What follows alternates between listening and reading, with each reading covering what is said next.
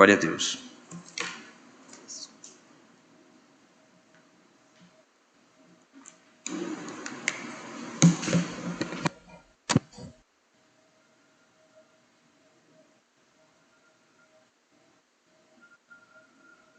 A paz do Senhor seja convosco. Amém. Aqueles que nos visitam sejam muito bem-vindos em nome de Jesus nessa noite. Nós estamos na carta de Hebreus, chegamos no capítulo 11. Capítulo 11, passamos mais de mês no capítulo 10, porque nós estamos indo perícope por perícope, trazendo cada ponto para não atropelar, para a gente entender. Capítulo 11, Hebreus 11. Hoje nós vamos só nessa primeira perícope aqui, versos 1, 2 e 3. Eu gostaria de ler os dois ímpares e que a amada igreja lesse o versículo 2, o par. Hebreus 11, do 1 ao 3. Nós vamos trabalhar com esse tema nessa noite. O que é fé? Ou a definição de fé? O que é fé? A definição de fé. Eu vou ler os dois ímpares e a amada igreja os pares. A palavra de Deus diz assim: ora, a fé é a certeza de coisas que se esperam, convicção de fatos que não se veem.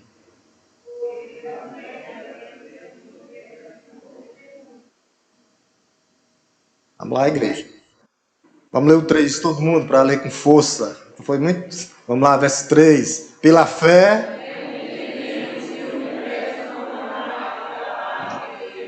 de maneira que o visível veio a existir, das coisas que não são visíveis. Curve sua cabeça e vamos orar por iluminação e compreensão novamente. Te louvamos, Deus, por essa primeira parte, te bendizemos, te agradecemos, ó Deus, por tudo que aconteceu até aqui, pelos louvores entoados, pelas orações, pelo esse belíssimo, ó Deus, louvor ao teu nome, pela MCM. Mas nesse momento, ó Deus, nós nos colocamos diante de ti, ó Deus, com os corações quebrantados e contritos, ó Deus, para que o Senhor possa falar aos nossos corações.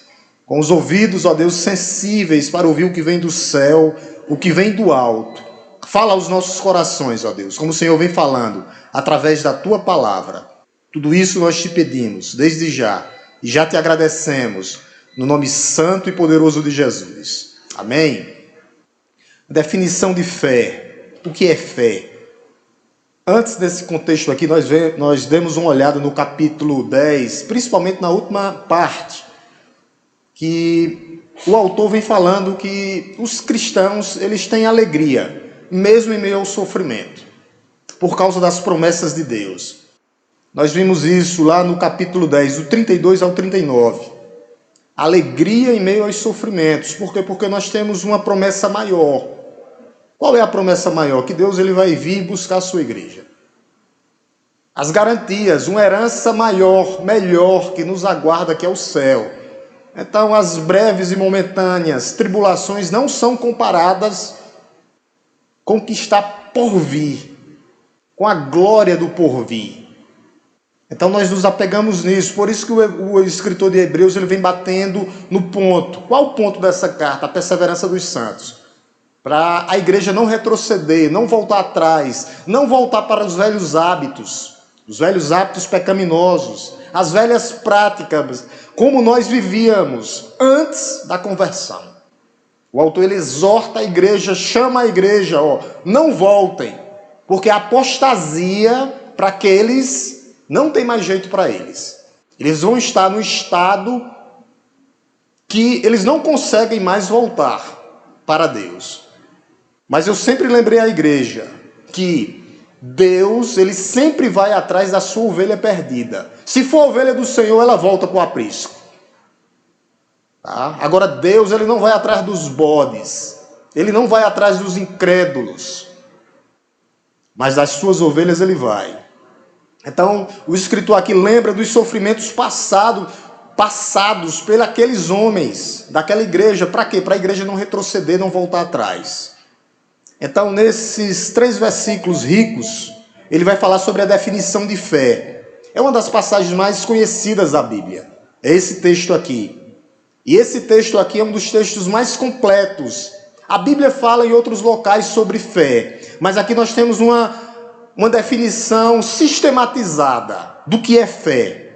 Sistematizada, a sua definição e os seus efeitos. O que é que a fé causa nas nossas vidas? Qual a causa depois de eu ter fé? Então ele define aqui, o autor, o que é fé e vai mostrar os seus efeitos na vida da igreja. E o autor aqui nesse capítulo 11, ele vai fazer uma retrospectiva histórica do povo de Israel, daqueles que são mencionados, vários homens, que alguns chamam dos heróis da fé. Aqueles que, mesmo sendo homens como nós, eles perseveraram até a morte. Continuaram no caminho de Deus, não voltaram atrás, não retrocederam, mas olharam para o alvo. O alvo dele era Deus, sempre foi Deus. E esse tem que ser o alvo da igreja. Por isso esse versículo 11 aqui, esse capítulo 11, são textos gloriosos. É um texto glorioso. É um texto grandioso que serve para mostrar a vida desses mártires que foram martirizados, mas não desistiram. Muitos foram mortos. E o interessante é que o autor traz e mostra homens e mulheres como nós, pecadores, mas que foram chamados por Deus para continuar a permanecer na fé. Rapidamente conta-se uma história, na época da perseguição do povo de Deus, onde eles estavam prendendo, julgando o povo. E um crente foi pego e levado ao tribunal. Aquele juiz carrasco, severo, levou o crente ao tribunal e queria que o crente negasse a sua fé em Deus, negasse a sua fé em Cristo.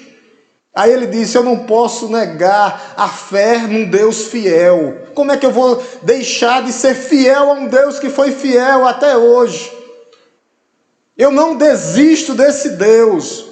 Você pode me jogar, me prender e até me matar, mas eu não vou deixar de adorar esse Deus. Aquele juiz carrasco, severo, olha para aquele homem e diz: quem tu pensas que é? O que é que você está pensando que você é? Você pensa que você, nessa forma que está aí, você conseguirá herdar o reino de Deus, herdar o reino de Deus, herdar o reino dos céus? Aquele homem, na sua humildade, olhou para o juiz e disse: eu não penso, eu tenho certeza. Porque não sou eu, mas é Cristo em mim. Cristo em mim, esperança da glória. Passou-se 5, 10 anos, aquele homem foi preso, foi julgado, foi condenado, cumpriu sua sentença de 5 a 10 anos. Quando aquele homem sai, os encontros dos crentes eram onde? No cemitério, porque lá eles não iam perseguir, né? E eles se encontravam nos cemitérios, nas cavernas, e esse homem vai para o cemitério e diz: eu vou continuar falando de Cristo, eu vou continuar falando de Cristo. Quando ele chega no cemitério, com quem ele encontra lá? O juiz. Deus veio para todos, através da fé. Ele está trabalhando na vida da sua igreja. Ele trabalha do jeito que Ele quer, da forma que Ele quer. Às vezes nós tentamos entender, mas nós não precisamos. O que nós precisamos é crer, é ter fé nesse Deus que nos chamou. Um dia, na plenitude dos tempos, na hora certa. Às vezes a gente fica pensando: por que eu não vim antes? Mas é no tempo de Deus. O autor, no versículo 1, 2 e 3, ele vai citar justamente isso, a definição de fé e seus efeitos. Do 4 ao 40, ele vai apresentar uma série de personagens, vários personagens, vários e vários, os efeitos que a fé produziu na vida desses homens. Nesse capítulo 11 aqui, o autor vai falar 22 vezes. É interessante. Depois marque na sua Bíblia, eu fui contar. Vou contar. 22 vezes pela fé, a mesma palavrinha. 40 versículos e o autor diz pela fé, pela fé, pela fé. E se você está hoje aqui é pela fé. É pela fé nesse Deus Todo-Poderoso. Uma divisão longa que vai de Abel, lá no princípio. Enoque, Noé, Abraão, Sara, homens e mulher, os profetas, Raabe, a prostituta. Às vezes você está olhando para alguém pensando que ele é improvável, mas Deus, ele veio para o improvável, ele veio para mim, para você, ele não veio para os sãs, ele veio para os doentes e para os necessitados. Então nós temos que ter muito cuidado na hora de olhar com os olhos que condenam e a boca que acusa. A nossa boca tem que ser para ser instrumento de Deus para alcançar outras pessoas, não instrumento de juízo, porque a justiça pertence a quem? Ao Senhor, não a nós.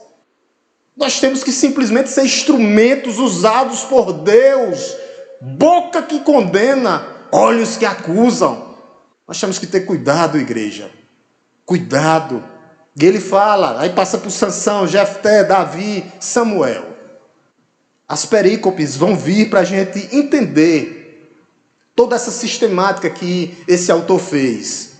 A definição de fé do autor, o autor faz duas declarações sobre a natureza da fé.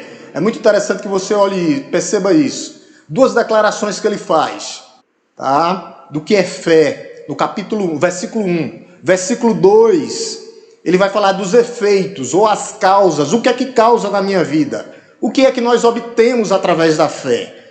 Então, a primeira definição que ele diz, ora, a fé é a certeza de coisas que não se esperam, a convicção de fatos que não se vê. Então, eu queria começar esse texto falando de uma verdade.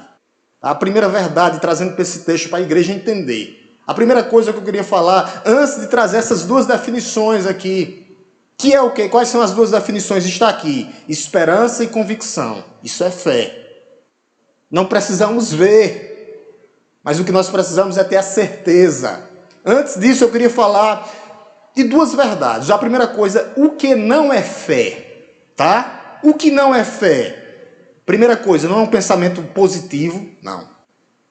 Não é uma força de vontade, não é uma imaginação, não é um focar, não é um concentrar, não é um visualizar. Tem pessoas que dizem, eu vou estar com fé e fica, não. Isso é coisa de pagão.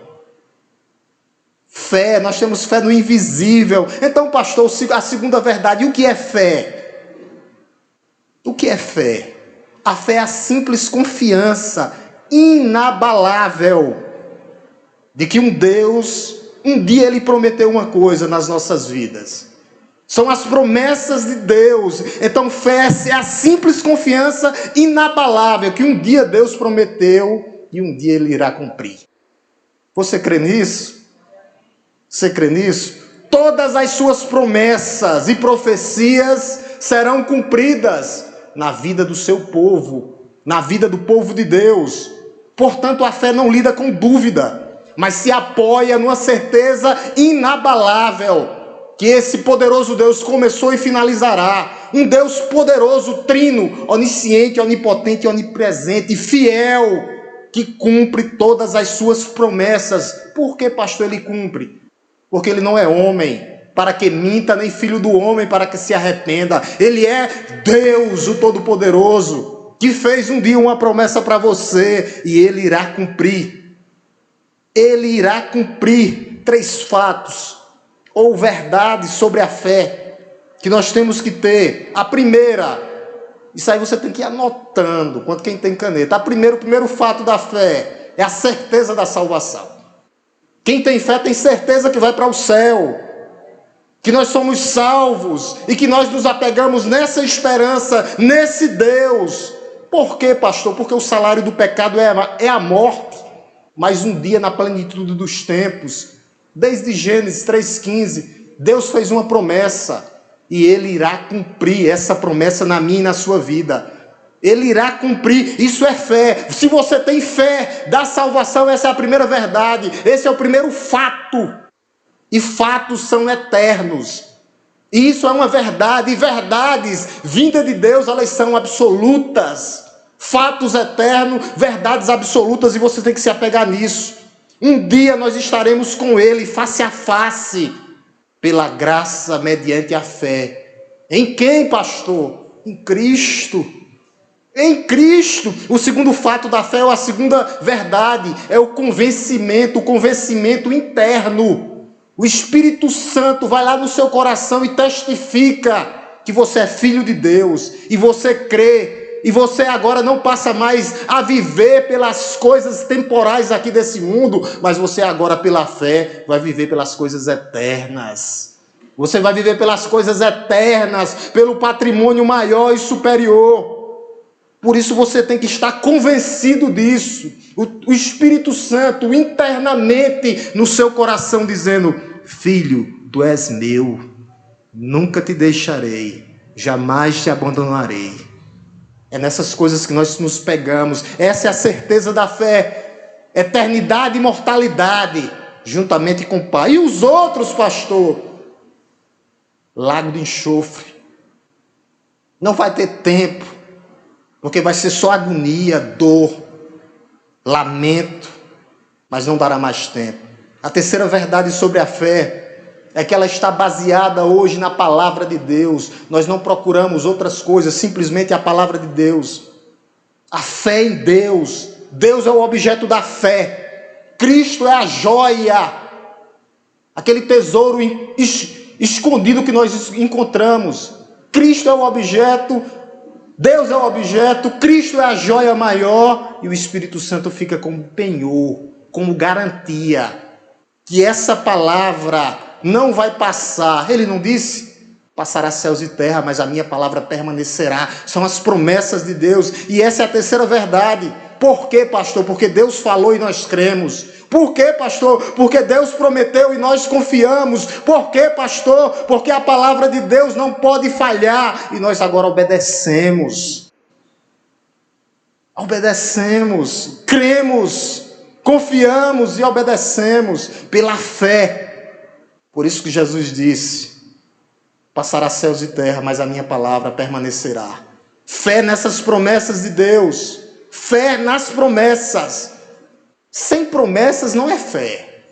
Se não existisse a promessa, não seria fé. Seria se eu estou tendo fé na minha fé, simplesmente isso é um orgulho humano. Eu penso que vou chegar e tiro Cristo do meio. Não funciona assim. Cristo é o centro da fé. Salvos pela graça mediante a fé. Não vem de vós, para trazer o cristão para o nosso devido lugar. Então, a fé sem as promessas de Deus não é fé. E a fé, se você não confiar nesse Deus aqui, também não é fé. Vai ser fé na fé. Se eu digo que confio e não faço a vontade, eu estou sendo o quê? Desobediente. Então nós temos que ter esse cuidado. Nós não vemos Deus. Nós não vemos ainda Jesus Cristo, ainda não. Nós não vemos ainda Ele assentado no trono, ainda não. Nós não vemos o Espírito Santo. Nós não vemos o céu se abrindo, ainda não. Mas nós sabemos de tudo isso pela fé. Porque o Deus invisível se revelou para nós, como pastor, através da sua palavra. E nós a mantemos. E nós vivemos conforme ela. Conforme a palavra de Deus, pela fé nós cremos. Mas voltando para o texto, a primeira declaração, ele fala de esperança. O que é fé? Esperança, está ligado à esperança. Fé e esperança. Versículo 1, deixe sua Bíblia aberta, tá? Versículo 1, olha o que ele diz, esperança, ó. Ora, a fé é a certeza de coisas que se esperam. Esperança, a esperança cristã. Não é uma esperança humana, não. É uma esperança que se transforma em quê, pastor? Certeza e garantia. São garantias absolutas. Esperança na Bíblia é certeza. Esperança na Bíblia é garantia. E agora o crente, como ele reage? Como é a conduta do cristão, do homem diante de Deus? Ele morre nessa esperança. Ele vive por essa esperança. Porque ele sabe que no dia que morrer, a boa obra dele está cumprida aqui na terra. Nós agimos conforme essa esperança. Esse é o modelo, aquele que espera, aquele que tem certeza. Esperança. Ora, a fé é a certeza de coisas que se esperam. Esperar aqui é certeza que vai acontecer, não é dúvida. Os seres humanos, com a sua falsa esperança, às vezes não vão chegar. Porque eles estão esperando coisas conforme a vontade dele. Pode até, Deus é tão gracioso, porque por causa da graça comum, pode chegar aquela bênção para ele. Mas eles não esperam o principal, que é a volta do Senhor, que é o céu que nos aguarda. A esperança cristã é a confiança. A primeira coisa que nós temos que... Confiança sobre o quê, pastor? Como é que eu confio? Como é que eu espero? Essa esperança, qual é essa certeza? A esperança contra o mundo. Nós temos que lembrar sempre o que Jesus disse, que nós estamos, mas nós não somos. Nós não somos politicamente corretos. Nós não vamos nos dobrar a eles até a volta do Senhor. É uma igreja que continua alicerçada na palavra, esperança contra o mundo que jaz do maligno. Então nós esperamos em quem? Em Cristo. Qual é a nossa certeza? Em Cristo. É em governos? Ou é em homens? Não. A certeza, a garantia é Cristo em nós, esperança da glória. O próprio Senhor já disse, Cristo em mim, Cristo em nós, esperança da glória. Não em governos, não na ciência, não em homens, mas no Deus Todo-Poderoso, que é Senhor da ciência e Senhor da humanidade. É nele que nós esperamos. A esperança cristã é a certeza. A certeza, nós temos hoje convicção que é melhor, pastor, é melhor sofrer com Deus do que prosperar no mundo. É melhor ir para o céu sem braço, sem pé, aleijado. Claro que eu estou só trazendo aqui, ali aquele texto, ele estava dizendo que o que é que tem que tirar das nossas vidas, que nos atrapalha diante de Deus. Mas é melhor entrar sem nada no mundo do que ir para o inferno. Então nós não nos dobramos ao mundo. O crente, ele não se dobra, ele não obedecem aquilo que eles querem, que não esteja conforme a palavra de Deus. Por isso nós somos contra. Eu venho falando aqui, aborto, legalização das drogas, tudo isso nunca vai afetar a igreja, jamais. Eu lembro dos 3 amigos de Daniel, diante do rei Nabucodonosor. Estava lá, Sadraque, Mesaque, Abidnego, não se dobraram diante daquela imagem de Nabucodonosor. Foi o que eles disseram: nós preferimos ir para a fornalha quente, para a fornalha, nós preferimos morrer do que negar o nosso Deus. Aqueles homens foram jogados na fornalha quente. Quem estava lá no meio com eles? Jesus. Com o Filho do Homem. Deus está conosco nas tribulações, meus irmãos. Que Deus possa abrir a sua mente pela fé nessa noite. Que você esteja olhando para Ele, não para as circunstâncias, não. A esperança cristã está ligada ao Espírito Santo. Por quê, pastor? Porque o Espírito Santo habita em nós e há uma luta que milita dentro do ser humano. Há desejos que são praticamente incontroláveis. Mas o Espírito Santo habita em nós para quê? Para resistirmos. Para resistirmos, por isso que nós temos que alimentar quem? O Espírito. Sabe o que é que a tua carne, a minha carne, os meus desejos querem dizer? Toma, tu pode pegar. Toma o que tu desejas. Apalpa, pega, prova, dirige, desfruta. Tem nada não, é assim mesmo. Pode fazer, é só uma vez. E sabe o que é que o Espírito Santo diz? Não, o caminho não é esse.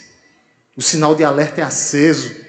Toda vez que um filho dá um passo errado, ou dá um passo em direção ao abismo, o Espírito Santo, ele vai lá e acende o alerta de segurança. Para quê, pastor? Para proteção.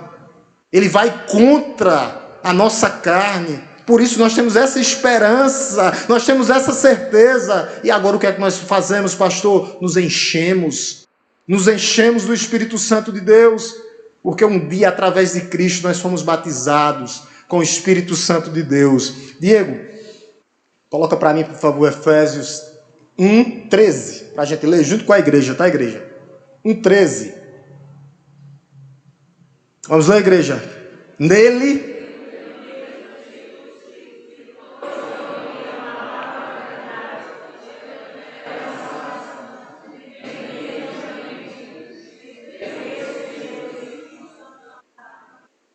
Vocês estão vendo que o Espírito Santo está ligado direto à promessa? Vocês receberam o que, pastor? A promessa que um dia ele derramaria o seu Espírito. E agora nós somos batizados. Por isso que o Espírito Santo nos conduz. E agora ele é o penhor. Ele é a garantia de que nós chegaremos. Eu vou ao Pai, mas deixarei outro igual a mim. Que dará o quê? Qual o principal papel do Espírito Santo em nós? O que é que ele diz, Jesus? E ele dará o quê? Testemunho de mim. O principal papel do Espírito Santo em você é você testemunhar. Aí depois, o que é que ele diz em seguida? E convencerá o mundo do pecado, da justiça e do juízo. Esse é o papel daqueles que são habitados com o Espírito Santo de Deus. Dar testemunho, ser uma igreja fiel. Ser uma igreja com a espada na mão. Ser uma igreja vigorosa, cheia do Espírito Santo de Deus. Teu irmão está morno. Teu irmão está nem frio nem quente. Esquente ele com teu fogo do Espírito. Para que pegue fogo nele. Que seja igual a Pentecostes. Ali não era fogo caindo na cabeça não. Era um incentivando ao outro. E o Espírito Santo derramado. E a igreja tinha fervor, calor. Recebiam as pessoas, traziam as pessoas eram inclusas na igreja, e cada dia aumentava mais, a igreja crescia em graça, sabedoria e conhecimento de Deus e diante dos homens. Por isso nós temos que estar pegando fogo, mas o fogo do Espírito, o fogo do Espírito Santo, a esperança cristã também, que está ligado à fé, a gente viu aqui. Ora, a fé é a certeza de coisas que se esperam. Esperança está ligado com o futuro. A resposta do cristão muitas pessoas pensam, de onde eu venho? Aonde eu estou? Para onde eu vou? E o crente, ele sabe aonde está. Ele sabe de onde veio, do pecado, do império das trevas, mas Deus nos trouxe para o reino do Filho do seu amor. E Ele agora nos conduzirá para um futuro, para uma realidade. Nós não estamos apegados nas coisas daqui, não. Não, mas ao futuro. Pela fé, nós temos certeza que Deus mandou Cristo Jesus para pagar os nossos pecados. E agora nós cumprimos as suas ordenanças, o que foi prometido. Nós temos convicção. Fé na minha fé, não fé naquele que é todo poderoso, e através dele a minha fé é renovada, para que eu possa testemunhar, para que eu possa passar pelo vale da sombra da morte. Deus no barco, Jesus no barco, é isso, Deus conduzindo a sua igreja. Nós temos esperança por causa da cruz de Cristo. Cristo veio e nós temos a certeza. A segunda declaração de fé, ou definição de fé, que ele faz no versículo 1 é convicção. Parte B do verso 1, olha o que é que ele diz. A convicção de fatos que não se veem. Nós não precisamos ver. O que nós precisamos é crer. Sem ver, nós temos convicção. De quê, pastor? Que Deus amou o mundo de tal maneira. Convicção. Que Deus amou o mundo de tal maneira que deu seu Filho unigênito, a solução para que todo aquele que nele crê não pereça, mas tenha a vida eterna. Ele veio, viveu como homem, se tornou um de nós. Para quê, pastor? Porque ele sabe da tua dor, ele sabe do vale de lágrimas que tu está passando, ele sabe o que está acontecendo na tua vida. O que é que ele quer? Ele quer que tu tenha convicção de coisas que não se esperam, e nós temos isso, que ele veio, que ele foi à cruz, levado, crucificado, morto, sepultado, subiu à destra, ascendeu aos céus, está à destra de Deus Pai, intercede por nós. Nós temos convicção disso. Você tem convicção disso? Que Deus está à destra de Deus Pai e Ele intercede por você?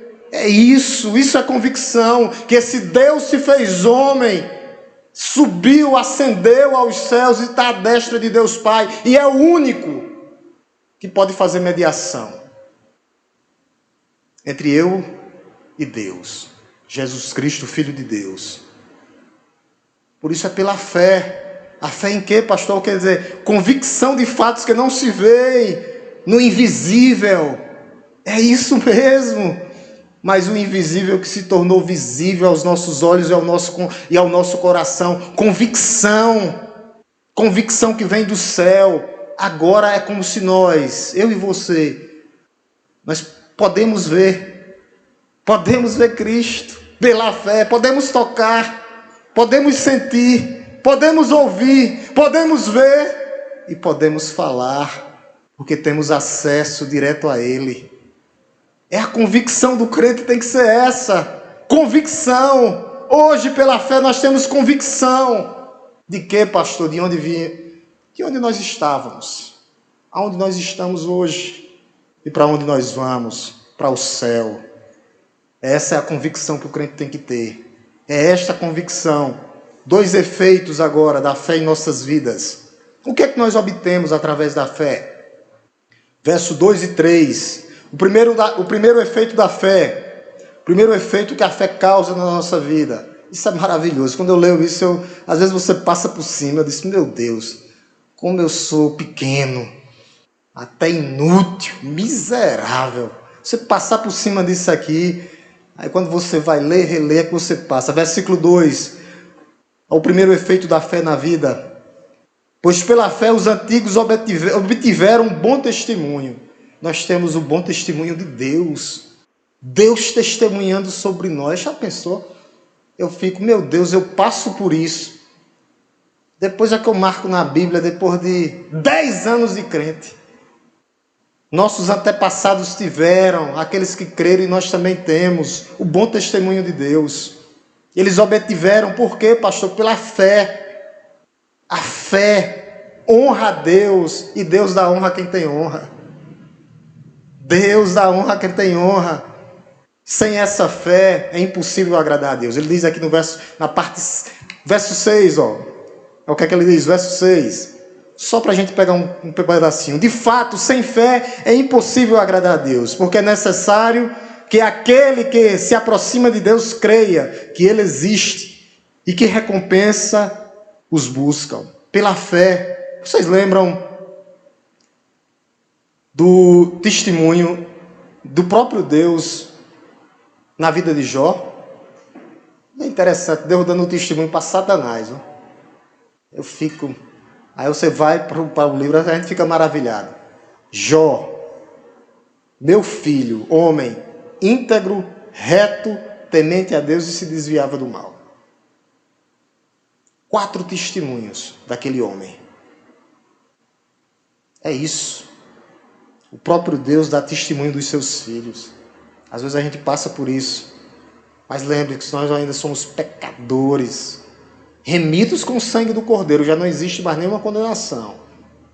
Mas ainda nós estamos numa fase, até a volta do Senhor. Pela fé, nós obtemos esse testemunho de Deus. Para quê? Para Ele abrir os nossos olhos. Ele abre os nossos olhos. Às vezes nós estamos cegos. Tem aquelas vacas encaretadas. Só olha para frente. Só para frente. Deus, Ele faz nós termos a visão maior. Ele abre os nossos olhos.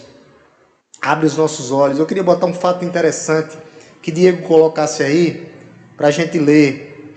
Quando o servo de Eliseu estava com os olhos vendados. E Eliseu ora a Deus. E Deus abre os olhos daquele homem. Porque ele pensava que ele estava verdadeiramente cercado.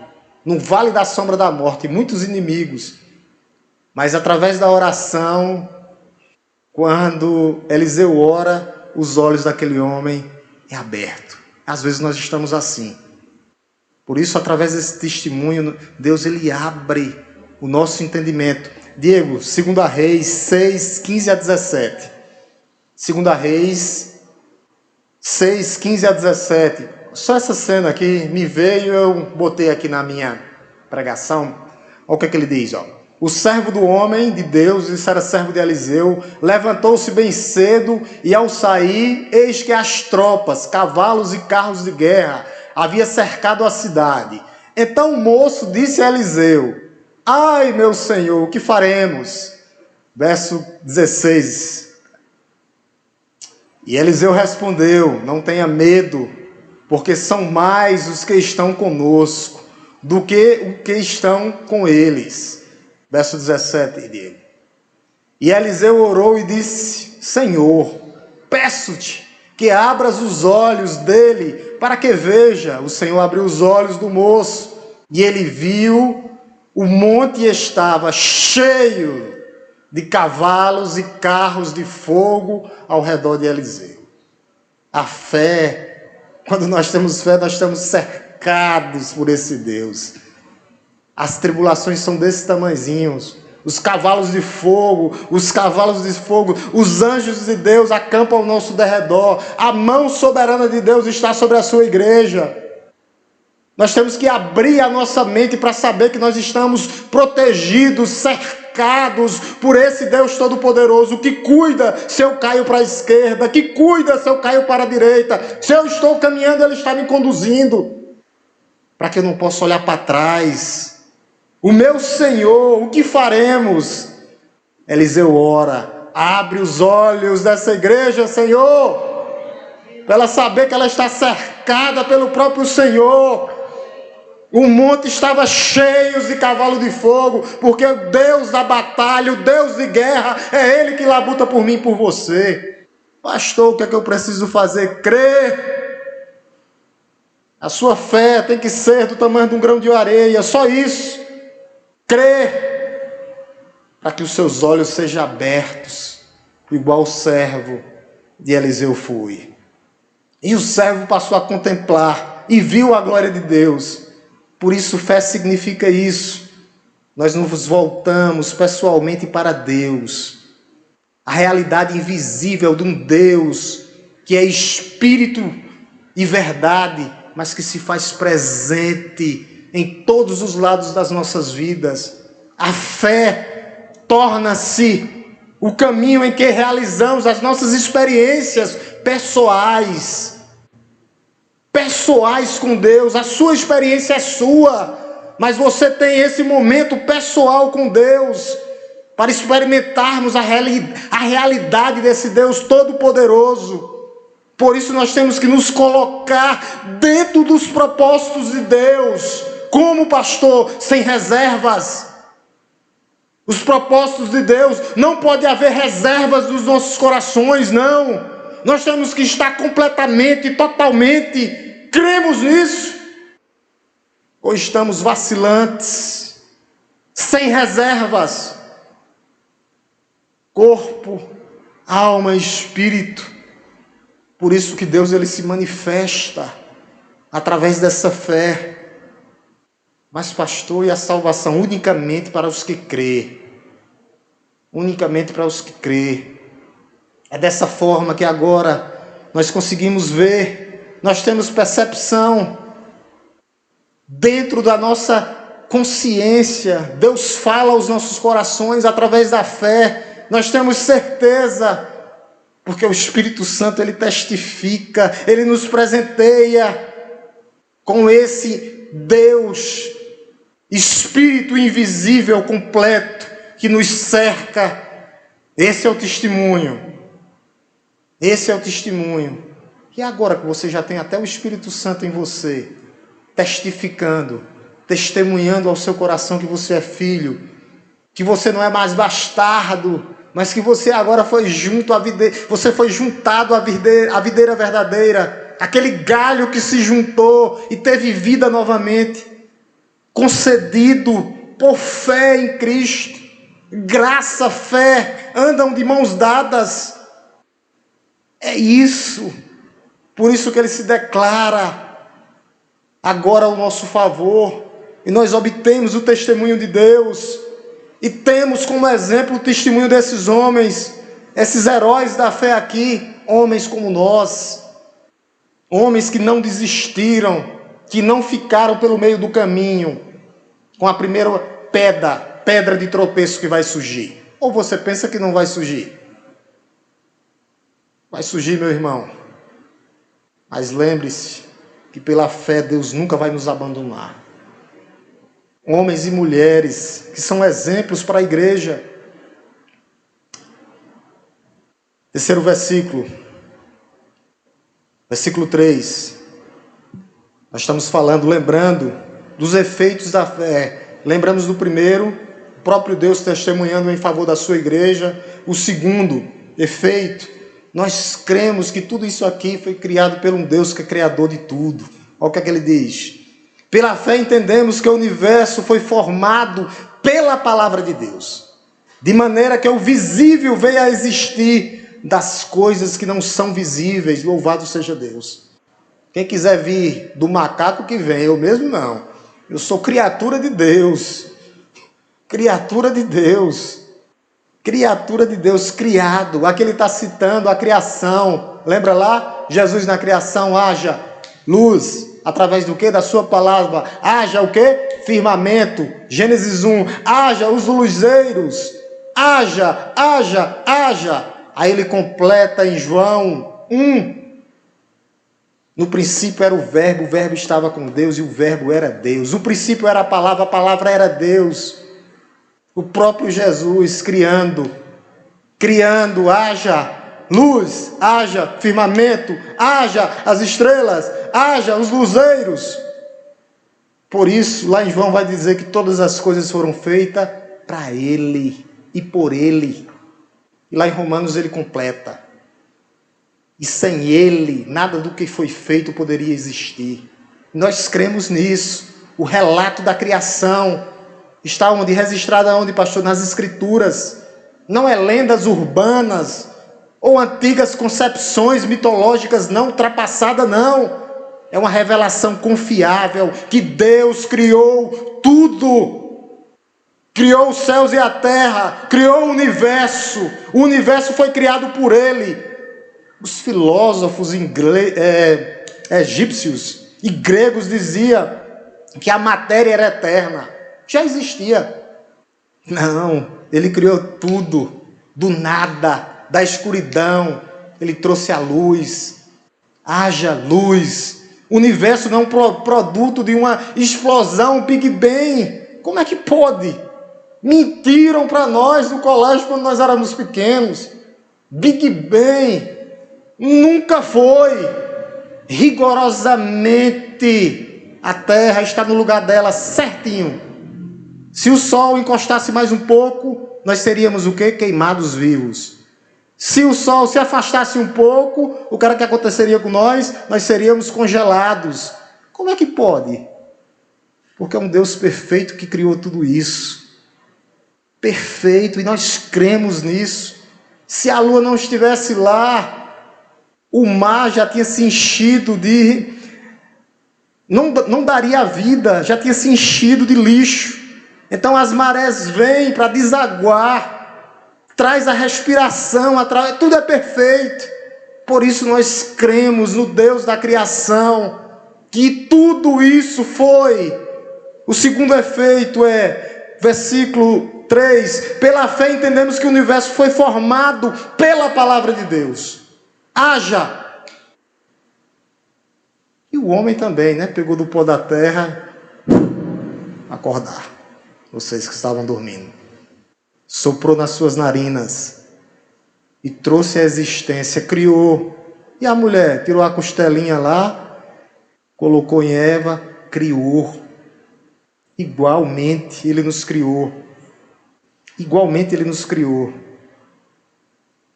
Os filósofos, não todos, diz que isso é naturalismo, que isso aconteceu naturalmente. Não. Nós cremos no que a Bíblia diz, que tudo foi criado no poder da sua palavra. A Bíblia, ela interpreta corretamente. A ciência nunca se contradiz com que Deus não. Eles estão começando a se render já. Eles estão começando a se render já. Inclusive, um dos pais da ciência, que é Isaac Newton, ele era ateísta, ele acreditava em Deus. Se eu não me engano, ele era judeu. Não tenho certeza, eu vou verificar depois. Mas ele é um dos pais da ciência moderna. Cria. Os filosofozinhos de plantão aí não crê. Quem não crê será condenado. Eu termino com algumas aplicações para que nós podemos pensar. Nessa noite, vai dar para fazer, a gente faz duas perguntas se os irmãos tiverem alguma dúvida. Primeira aplicação, Aquele que está aqui hoje, nessa noite, que quer e que deseja aumentar a sua fé. Como é que eu aumento minha fé, pastor? Lendo a palavra de Deus, meditando na palavra de Deus, orando, meditando nela de dia e de noite. Abra a palavra de Deus, meu amado. Abra a palavra de Deus. Às vezes tem crente que diz, pastor, a minha fé está diminuindo. Eu disse, claro, não lê a Bíblia. Abra a palavra de Deus. Coloque-se de joelho. Clame, para você ver se Ele não vai lhe dar certeza que Ele vai renovar sua fé ainda hoje.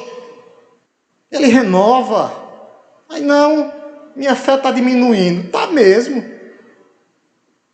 15 dias sem ler a palavra de Deus. Mas como é que não diminui desse jeito?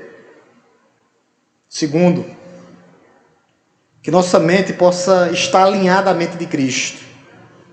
Alinhada à mente de Cristo. Haverá fé suficiente para cada necessidade da sua vida. A fé do tamanho de um grão de areia. A fé que pode mover montanhas. Cremos nisso. Cremos nisso. Que Ele pode renovar as nossas forças. Para que nós possamos contemplar a beleza da santidade de Deus. A proteção achada em Cristo pela fé. Removendo as barreiras que está em nossas vidas. Terceiro, nós temos que estar com os corações abertos. Por quê, pastor? Porque às vezes eu estou me colocando, nós somos egoístas. Nós temos que alinhar a nossa fé à fé em Cristo. Que Ele susterá, Ele nos sustentará em todas as condições da nossa vida. Está na bonança? Amém. Está na escassez? Amém. Ele vai lhe colocar de pé novamente. A fé, quarto, tem que habitar no íntimo do nosso coração. Ele tem que essa fé, ela já nos livrou da escravidão do pecado. Nós não temos outro Senhor, somente Cristo. Estamos protegidos pela fé em Cristo, debaixo da potente mão de Deus. Nós temos que ter esse entendimento, a fé nas promessas de Cristo. E minha convocação para você nessa noite, meu amado, é onde você está aí. É uma convocação para que você diga para você mesmo aí onde você está no seu coração, tá? Você diga para você mesmo: Senhor, tem misericórdia de mim. Nos dá, Senhor, mais fé. Que nossa fé possa crescer, ó Deus. Nos concede isso pela Tua graça, Senhor. Que você possa dizer isso para que eu viva nesse mundo. Para que você possa dizer para você mesmo, com certeza e convicção, para fazer a diferença em meio de incrédulos, no trabalho, de ateus, de céticos. Renova a minha fé, Senhor, para que nós possamos permanecer firmes, vendo o invisível. Nós não precisamos ver, o que nós precisamos é crer, em nome de Jesus. Mas, Giliardi, 2 perguntas para a gente ir. Terminar no horário certo.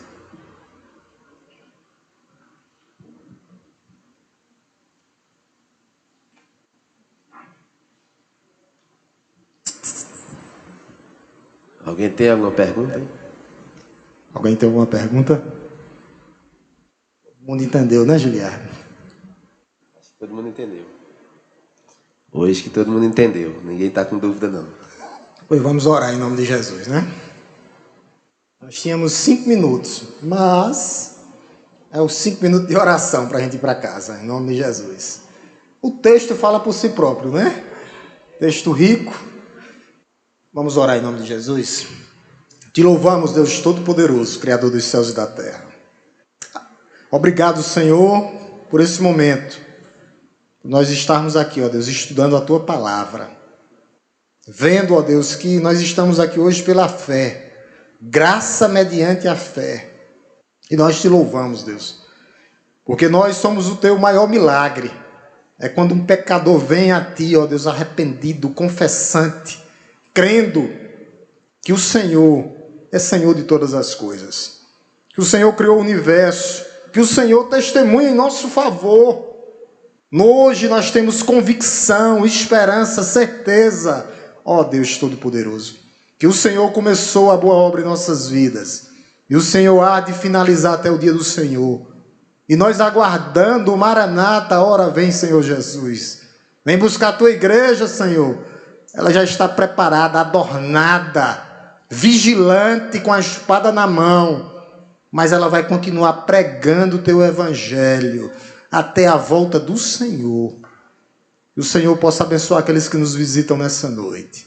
Abençoa a tua igreja, 46 anos de instituição, 51 anos de vida. E o Senhor até aqui nos ajudou. Obrigado, Senhor.